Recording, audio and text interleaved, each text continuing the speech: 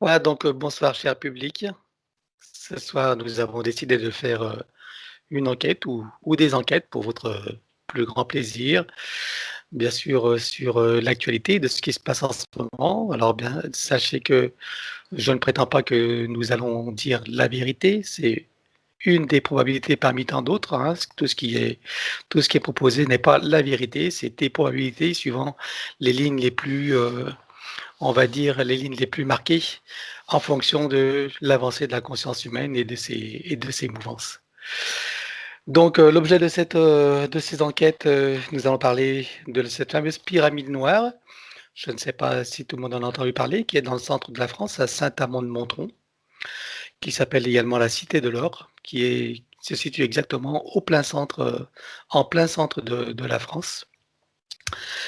Voilà, et puis nous allons voir donc aussi la loi du consentement. J'ai essayé de voir aussi les fondements de cette loi, pourquoi il est important que dans ce système matriciel, les consentements soient obtenus, et etc. Donc, et puis le reste, nous verrons à l'aventure. Voilà, chers amis, et donc sur ce, nous allons partir pour cette aventure. Je vous remercie de votre écoute et de votre fidélité.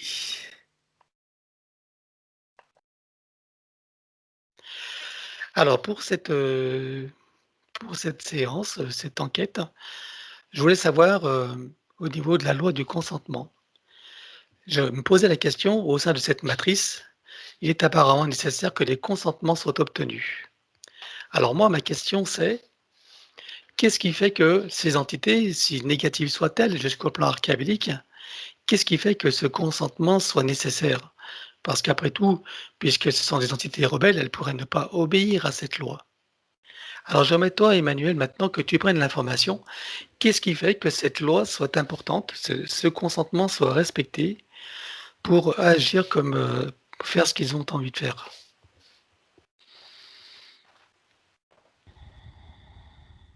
Pour qu'il y ait manifestation sur un plan concret, il faut qu'il y ait consentement de la source elle-même, de s'expérimenter elle-même.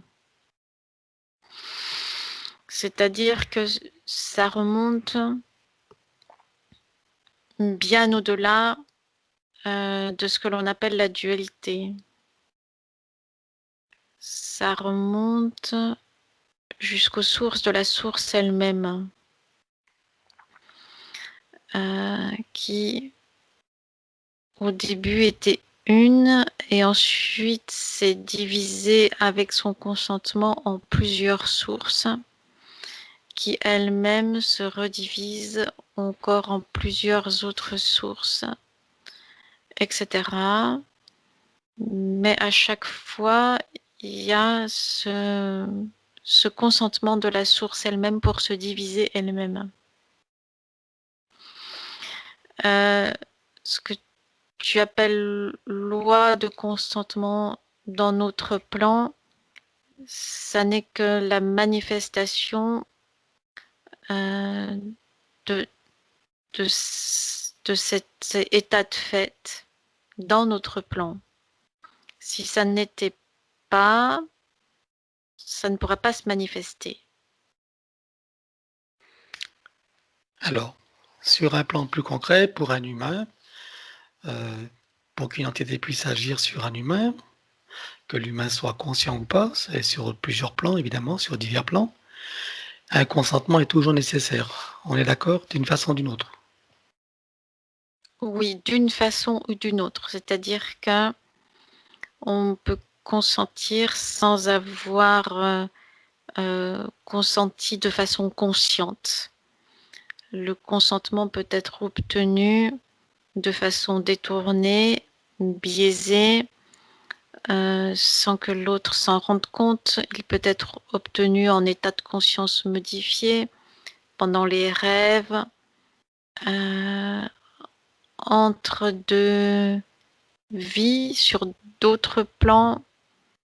Il y a mille et une façons d'obtenir le consentement en contournant la conscience, ce que l'on appelle la conscience. Mmh. Et que se passerait-il si une entité faisait quelque chose malgré le consentement de la personne, ou en tout cas de la personne ou de ses autres parties?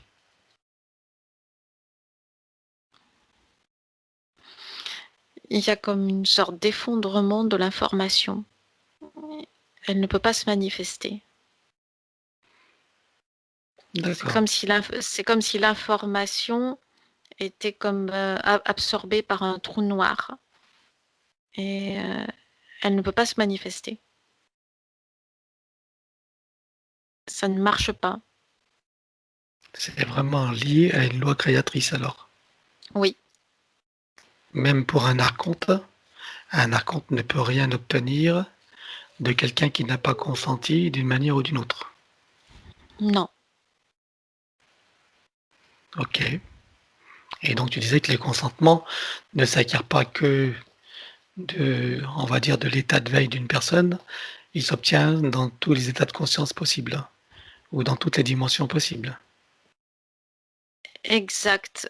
Parce que la conscience, euh, pour un humain incarné sur le plan terrestre, euh, agit comme une sorte de gardien euh, pour la survie dans la 3D. Et il y a une sorte de jeu qui est de contourner la conscience pour manipuler et faire aller dans la direction qui est voulue. Très bien. Alors Passer maintenant que passer par-delà la conscience. alors maintenant que chacun des humains qui entend ça là maintenant prend connaissance de ça, est-ce qu'il a une possibilité d'annuler tous ses consentements à partir de sa plateforme humaine, de quelque nature que ce soit, de quelque dimension que ce soit?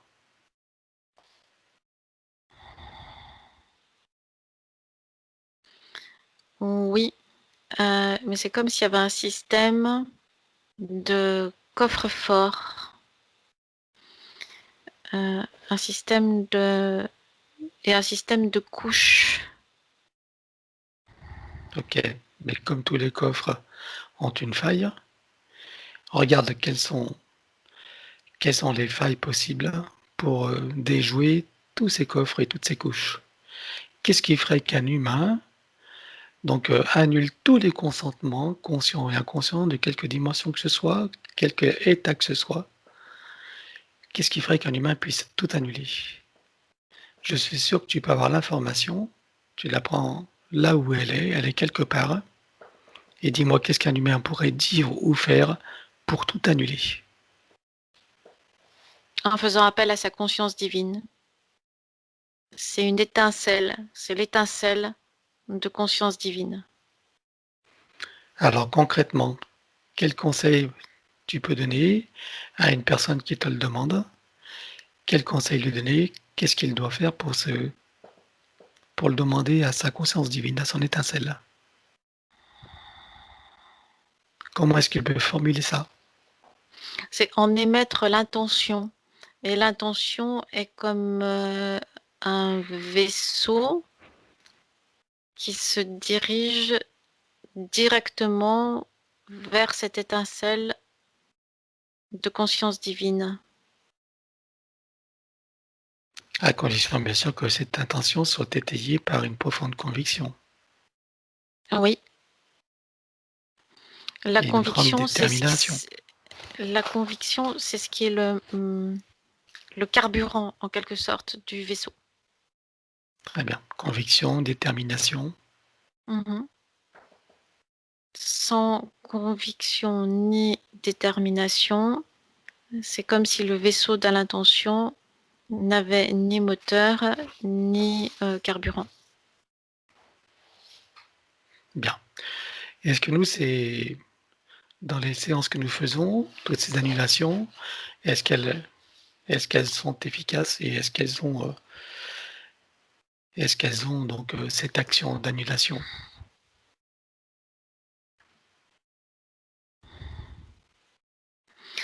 Elles l'ont à la mesure de l'intention de la personne elle-même. Mais l'intention de la personne elle-même ne se situe pas forcément au niveau de la conscience.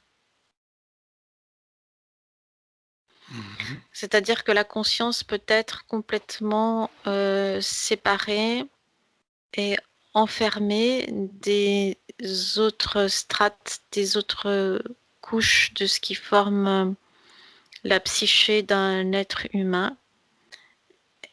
Et il peut très bien y avoir cette intention et ce travail par-delà la conscience.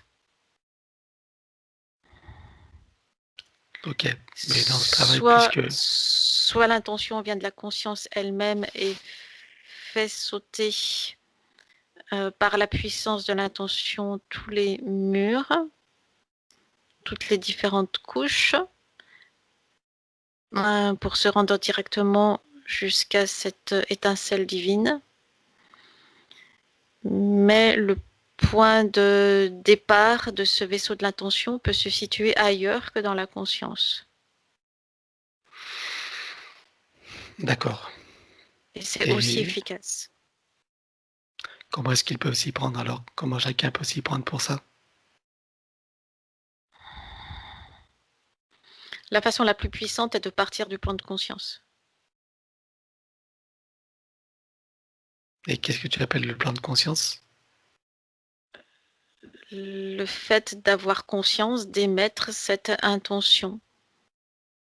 Avec la puissance de la conviction, c'est ça? Oui, c'est ça. Et de et de la motivation. Oui, c'est ce qui est le plus Puissant. rapide, puissant. Ça peut être aussi puissant sans passer par la conscience, mais euh, ça prend comme ce vaisseau de l'intention prend comme des détours pour finir par englober aussi la partie consciente avant d'atteindre l'étincelle divine. Alors qu'en partant du plan de conscience, ça part directement et tout est en alignement. Très bien. OK, et à condition bien sûr de le formuler dans le sens que ce soit dans toutes les lignes de temps, tous les espaces-temps, toutes les vies, toutes dimensions, toutes fréquences et Oui, cetera. Dans tous les plis et replis de l'espace-temps, dans toutes les parties cachées et secrètes et dans tout ce que nous ne oui, connaissons pas. oui, Voilà, jusqu'au plan divin. C'est cela? oui, oui, c'est ça. Ça permet de, Et que ça comme passe par toutes les parties l'eau, de soi.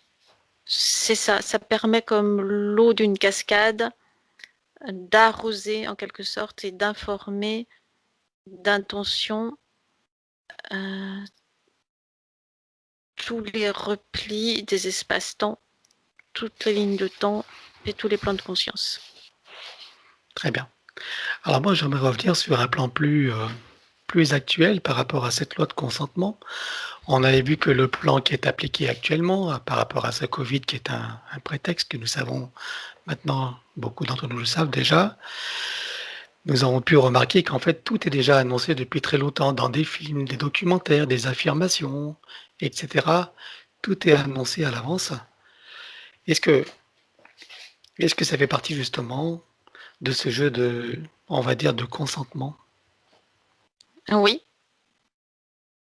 Par exemple, oui, quand bien sûr. Macron a affirmé, «Nous sommes en guerre», quand il a affirmé «En marche!» sans savoir, sans dire vers dans quelle direction nous allons marcher. Est-ce que tout ça, ce sont des stratégies qui permettent d'obtenir des consentements? Ça procède de la même dynamique qui vient d'être décrite. D'accord, OK. Est-ce qu'il y a des choses que tu peux des informations que tu peux avoir par rapport à aux lois de consentement et est-ce qu'il y a des choses que tu peux encore dire? La loi de consentement elle-même, elle est neutre. Elle n'est pas polarisée ni dans le blanc, ni dans le noir, dans le bon ou dans le mauvais. Donc elle peut être utilisée et expérimentée dans tous les sens possibles. Mmh. Oui, quand je parle de loi de consentement, évidemment, c'est pour ce qui est négatif et Mmh. contre les forces de vie et d'amour et de sagesse, hein. Oui, Il comme la s'agit de loi d'attra celle-ci, comme la loi d'attraction, elle est pas polarisée non plus. dans tous les sens également, bien Elle sûr. elle aussi, Donc elle peut aller dans le positif comme le négatif. donc c'est important de formuler finalement les annulations de consentement dans tout ce qui va à l'encontre du vivant, de l'expansion, de l'amour, de l'abondance et cetera. Exact. C'est une Oui, formulation. oui, parce que cette loi de consentement, elle est à la base, heu, de l'expérimentation de la source. Heu, donc si on annule toutes les lois de consentement, ça veut dire que ça fait remonter jusqu'à la source comme un film qui se déroule, en arrière et ça va à l'encontre de la vie. Oui, Donc ça la loi annule tout ce qui est positif et négatif, quoi. c'est En fait, ça. ça c'est Donc un là, reset. c'est ça. La loi de consentement, elle est nécessaire à l'expression de la vie. Heu, il suffit simplement de bien la diriger. D'accord. Donc bien précisé, annulation de la loi de consentement sur tous les plans et cetera. Mais pour tout ce qui est négatif, tout ce qui est anti-vie, anti-expansion, anti-conscience, anti-amour, anti-abondance et cetera. Hem, non, pas exactement parce que, heu, on là, on rentre dans la polarité uniquement en positive et donc cela crée un déséquilibre. Très bien. Alors c'est quoi la bonne formulation? C'est de rester à l'état neutre. Alors, Il y a c'est-à-dire toujours être au point zéro. c'est ça, il y a toujours cet état neutre. Alors, plutôt que d'annuler une loi de consentement, est-ce que c'est mieux plutôt que de déclarer l'état zéro, l'état d'être au point zéro?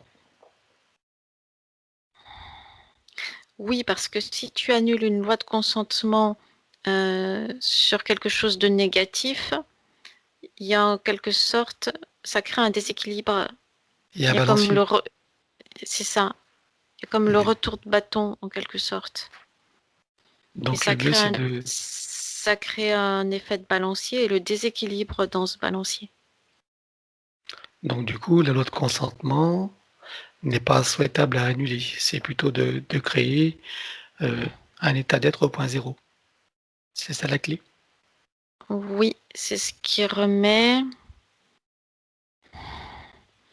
l'expression qui vient, c'est ce qui remet les pendules à l'heure. C'est-à-dire que ça rééquilibre le balancier et ça remet les pendules à l'heure parce qu'on est dans un espace qui est régi par le temps et ça vient rééquilibrer le temps. Ça permet à l'humain de reprendre possession du temps dans son espace. Très bien. Alors on va mettre cette séance au point zéro. Que tous les auditeurs de cette séance, dans leur intention, soient au point zéro. Et dans toutes les lignes de temps, toutes les fréquences, toutes dimensions, tout espace-temps, toute bulle de création, dans tous les plis et replis, dans toutes les parties cachées et secrètes. Ça permet de générer de nouvelles créations qui ne sont pas polarisées, de nouvelles créations dans le sens de nouvelles expérimentations de la source. Très bien. Ok, on peut conclure cette session là-dessus. Oui, Bien, ça évite de cette façon-là de continuer à nourrir la dualité. très bien. Merci à toi pour ces précisions et cette exploration. Alors pour cette enquête, et en ce jour donc du 14 novembre 2021. Nous allons faire le point sur la situation mondiale, bien sûr, sur le plan énergétique, sur divers plans, tout en, bien sûr, en gardant les réserves sur le fait que ce n'est pas la vérité, c'est un point de vue, c'est un instant T de regard, voilà, sur la situation. Simplement essayer de voir ce qui se passe en ce moment, où en est la ligne de temps en ce moment sur le plan collectif, aussi bien pour la France que pour le monde. Donc je vais demander à Emmanuel. Donc Emmanuel, est-ce que tu veux bien te connecter déjà sur le monde globalement et dis-moi comment est-ce que tu le vois là en instant T, ici et maintenant?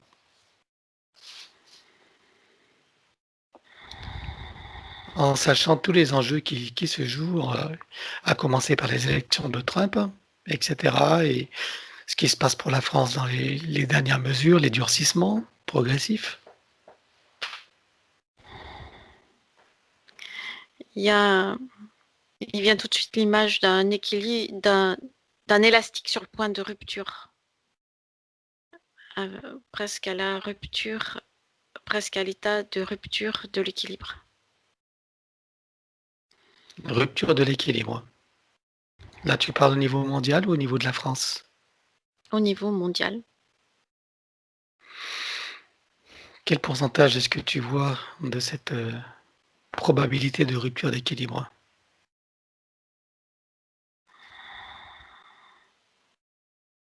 80%,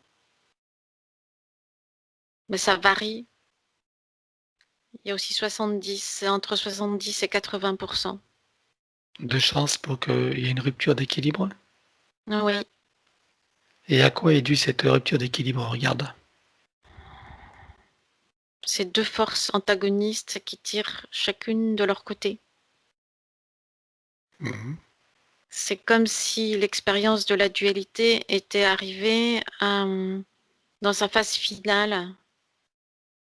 Un paroxysme. Oui,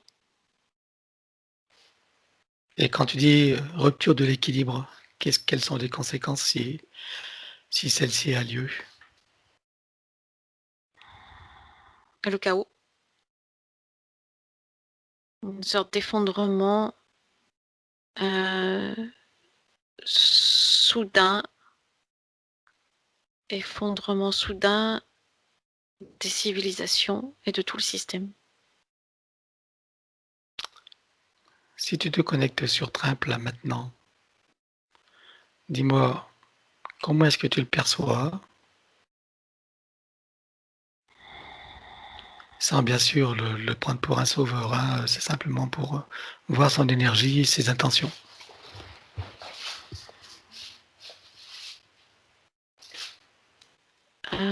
Quand je me connecte sur lui, c'est même pas lui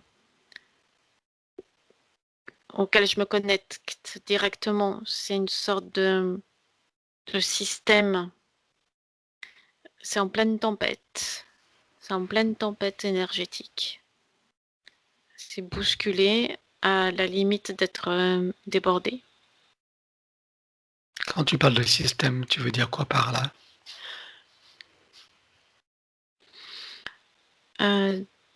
Du système dont il est le représentant. C'est comme s'il était présenté et brandi comme une image, mais il y a tout ce système, tout ce groupe qui est derrière lui. Est-ce que tu vois que c'est un groupe important? Oui, Est-ce que tu vois que ce groupe mène une action malgré tout efficace?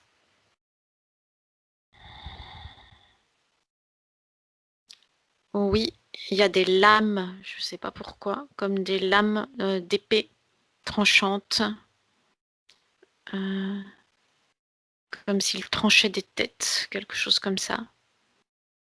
Et bien Symboliquement, que tu veux dire? oui, bien que ce groupe-là soit comme un navire dans la tempête, il y a ces épées qui tranchent et ce bateau, ce navire se déplace envers et contre tout dans la direction choisie. Est-ce que tu vois que ces forces de tempête peuvent remettre en question le pouvoir de cette force, de ce groupe?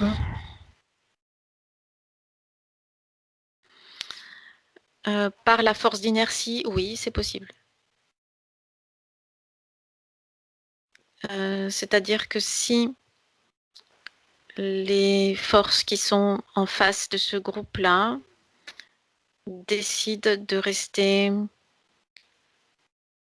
comme inertes, comme si de rien n'était, et de continuer malgré tout à dérouler leur plan, cette force d'inertie est même plus forte que la force de combat elle-même.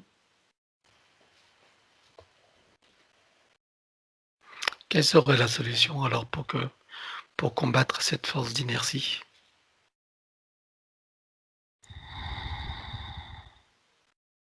Puisqu'il y a une solution à tout. Mhm. C'est comme la dégonfler, c'est une sorte de ballon que tu peux dégonfler de l'intérieur.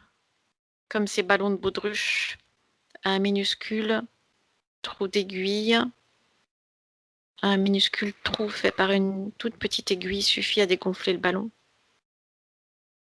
Et comment ça pourrait se produire ça, concrètement? C'est ce qui se passe avec ces épées qui tranchent. Elles sont en train de trancher vers le fond de ce ballon qui, lui, persuadé de sa force et de son poids, pense s'asseoir sur le monde et l'étouffer de son poids et de son volume. Mais cette sorte de gros ballon est déjà percé de l'intérieur. Tu peux nous C'est dire concrètement comment? Qu'est-ce qui fait que c'est percé de l'intérieur et par quelle action et qu'est-ce qui se passe concrètement?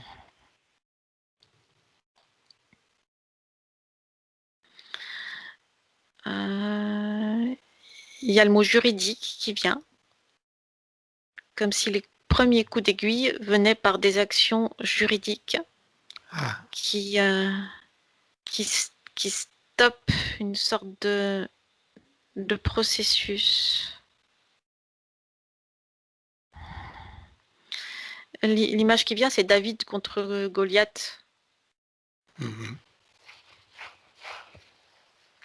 Mais ça va finir par s'équilibrer. Je ne sais pas comment, mais ça va finir par s'équilibrer. D'un point de vue énergétique, il y a cette sorte de gros ballon énorme et étouffant qui se flétrit, qui se rétrécit comme un ballon de baudruche qui a été percé par une aiguille. Alors justement, j'aimerais que tu regardes ce fameux agenda qui est en train de s'appliquer, qui était prévu pour, dans plus longtemps que ça. Qu'est-ce qui fait qu'aujourd'hui, il précipite l'agenda?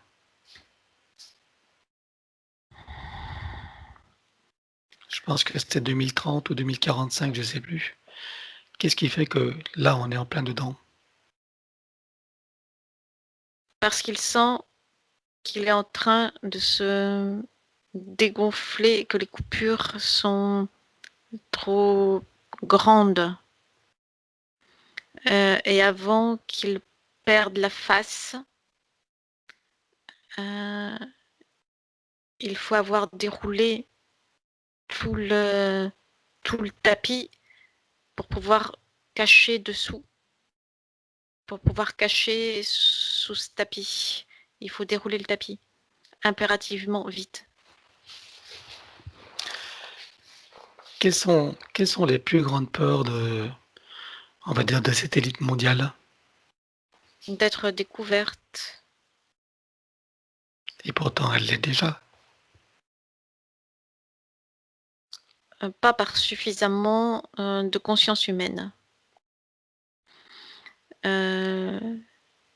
C'est comme si c'était limité, c'est-à-dire que les humains qui ont pris conscience, c'est un petit groupe. C'est en train de grandir. Il y a comme une sorte de course, de course contre le temps. Quand ce petit groupe aura suffisamment grandi, ça va s'effondrer tout seul. Et c'est comme, tu sais, l'histoire du centième singe, c'est la même chose. C'est-à-dire qu'il n'y a pas besoin d'avoir 50, il suffit d'avoir un nombre suffisant qui fait la bascule. Quel serait le nombre suffisant pour que ça puisse avoir lieu? Parce que toutes les consciences sont interreliées entre elles, elles sont interconnectées. Et Ce serait combien? il est empêché que ces consciences soient connectées entre elles par l'intelligence artificielle. C'est pour ça que l'intelligence artificielle s'est infiltrée partout dans nos vies. Et que nous sommes plus reliés à notre téléphone portable qu'à d'autres êtres humains. D'où la distanciation sociale, le port du masque, c'est tout des stratégies séparatoires, c'est ça? Oui, c'est pour empêcher la connexion directe de type divin entre les êtres humains. Alors, quel conseil peut-on donner maintenant au collectif humain, en tout cas qui écoute cette vidéo?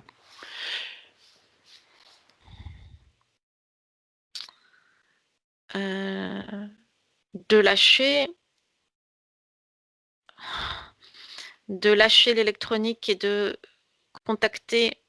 se mettre en contact direct avec les autres humains. L'électronique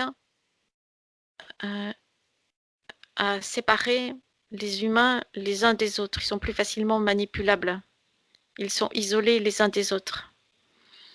Les humains croient qu'ils sont plus en contact les uns avec les autres, mais c'est une fausse vision, c'est une fausse perception des choses. Ils sont plus isolés que jamais parce que les contacts entre humains passent par ce filtre de l'électronique et de l'intelligence artificielle qui ça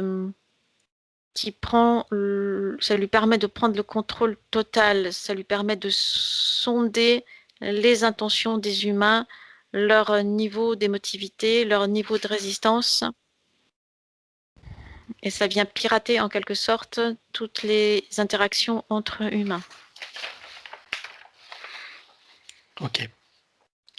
Bon, le pourcentage, voilà. Il faudrait qu'il atteigne 30%. 30%. D'accord. On en est à combien là? 14, 15. Ah oui. Bon, est-ce que tu vois que ce programme de vaccination va, enfin sur cette ligne de probabilité, cette ligne de temps sur laquelle nous sommes là maintenant, est-ce que tu vois que cette vaccination va se précipiter et va effectivement avoir lieu? Ce qu'il apparaît comme ligne de probabilité, là maintenant, c'est qu'elle va démarrer.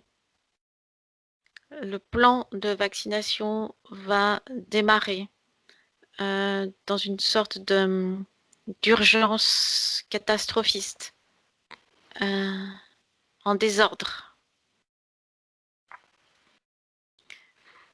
Et va y avoir comme une sorte de coude de freinage, de rétro-pédalage brutal. Et puis ça va prendre une autre direction.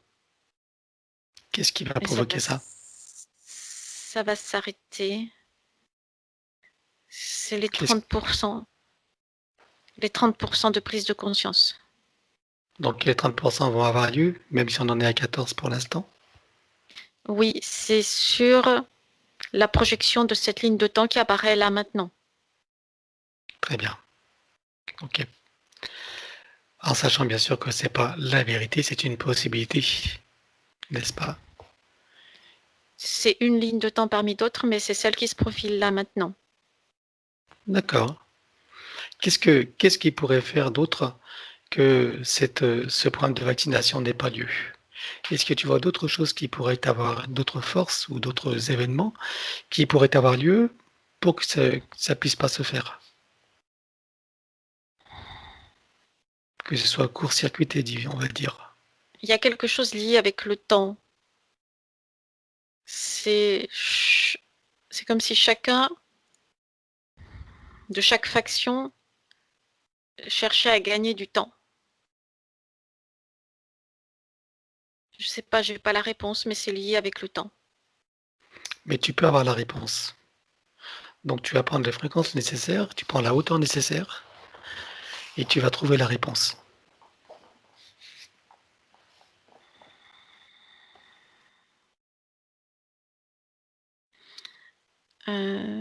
C'est les 30%, il faut qu'ils arrivent plus vite. D'accord. Et qu'est-ce qui pourrait faire qu'ils arrivent plus vite? Briser la gangue de l'inertie et briser la gangue de l'électronique. De quelle manière? Que les humains se connectent entre eux de façon physique.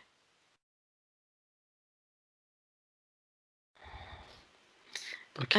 C'est comme si personne ne se rendait compte que l'intelligence artificielle avait pris le pas sur tout, quasiment sur tout. Et Et que l'intelligence artificielle. c'est ça qu'il faut briser parce que ça vient aussi rythmer le temps. Donc c'est l'intelligence artificielle qui est en train de rythmer son propre temps. Et l'humain doit reprendre la main sur son temps et sur ses relations directes, physiques avec les autres humains. Très bien. L'intelligence artificielle n'a aucun pouvoir s'il n'y a pas d'ordinateur, de portable, etc. Non. Donc, ok. Bon, ben voilà. Est-ce que tu as d'autres informations à donner par rapport à ça?